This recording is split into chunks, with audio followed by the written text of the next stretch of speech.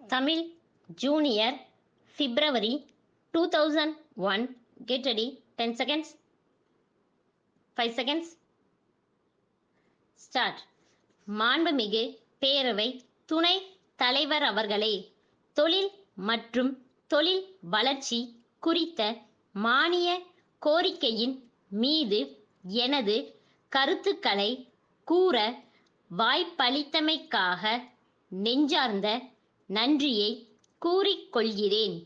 எந்த ஒரு நாடானாலும் மாநிலமானாலும் தொழில் துறையில் முன்னேற்றமும் மறுமலர்ச்சியும் காண வேண்டுமென்றால் சட்டம் ஒழுங்கை நிலைநாட்டி சீரான ஆட்சியை நடத்தும் திறமை மிக்கதொரு அரசாக இருக்க வேண்டும். அதைப்போல தொழிலாளர்களுக்கும் நிர்வாகத்தினருக்கும் இடையில் ஏற்படுகின்ற பிரச்சனைகளை தீர்த்து வைக்க கூடிய ஆற்றல் பெற்றதாகவும் அந்த அரசு இருக்க வேண்டும். இந்தியாவின் தற்போதுள்ள சூழ்நிலையில் தமிழ்நாடுதான் அமைதி பூங்காவாக விளங்குகிறது. தொழில் முனைவர்கள் ஆர்வத்துடன் தொழில் தொடங்க முன் வருகின்றனர்.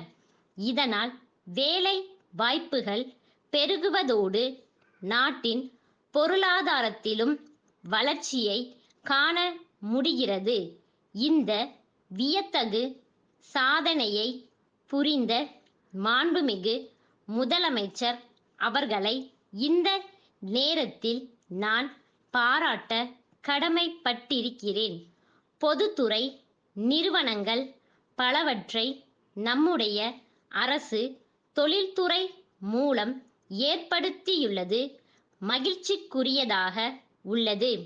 அந்த தொழில்களை தொடங்க பல்வேறு தொழில் முதலீட்டு நிறுவனங்கள் கோடிக்கணக்கான ரூபாயை கடனாக வழங்கியுள்ளன.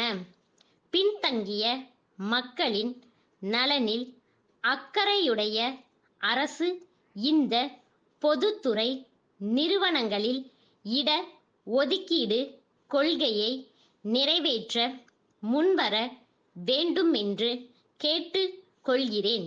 இன்றைக்கு பெரிய தொழில்களின் வளர்ச்சி சிறிய தொழில்களை நசுக்கிவிடுமோ என்று அஞ்சுகிற அளவுக்கு அவற்றிற்கிடையே போட்டி நிலவுகிறது. இதனால் சில சிறு தொழில்கள் மூடிவிடும் அபாயம் கூட நிலவுகிறது. இந்நிலையை தவிர்க்கவும் இச்சிறு தொழில்களை பாதுகாக்கவும் சில ஆலோசனைகளை நான் தெரிவிக்க விரும்புகிறேன். சிறு தொழில்களுக்கு வழங்கப்பட்டுள்ள குறுகிய கால கடனை நீண்ட கால கடனாக மாற்ற வேண்டும். மின்சார கட்டணத்தில் சலுகை அளிக்க வேண்டும். சிறு தொழில்கள் பயன்படுத்தும் மூல பொருள்களை அரசே கொள்முதல் செய்து மானிய விலையில் வழங்க வேண்டும். இந்த கருத்துக்களை அரசு ஆழ்ந்து பரிசீலித்து நடைமுறைப்படுத்துவதன் மூலம் சிறு தொழில்கள் வளர வாய்ப்பு ஏற்படும் என கூறிக்கொள்கிறேன். நாகை மாவட்டத்தில் கரும்பு சக்கை அதிக அளவில் கிடைப்பதால் அங்கே ஒரு காகித தொழிற்சாலை நிறுவ அரசு முயற்சிகளை மேற்கொள்ள வேண்டுமென்று கேட்டுக்கொள்கிறேன். திருவாரூர் கலைஞர் கூட்டுறவு கைவினை பொருள்கள் உற்பத்தி சங்கத்தின் நிர்வாக அலுவலர், வேலூர் பூம்புகார் அங்காடியின் இயக்குனருக்கு எழுதும் கடிதம். அன்புடையீர், தங்களின் அக்டோபர் 20ஆம் தேதிய கடிதம் கிடைக்க பெற்றோம்.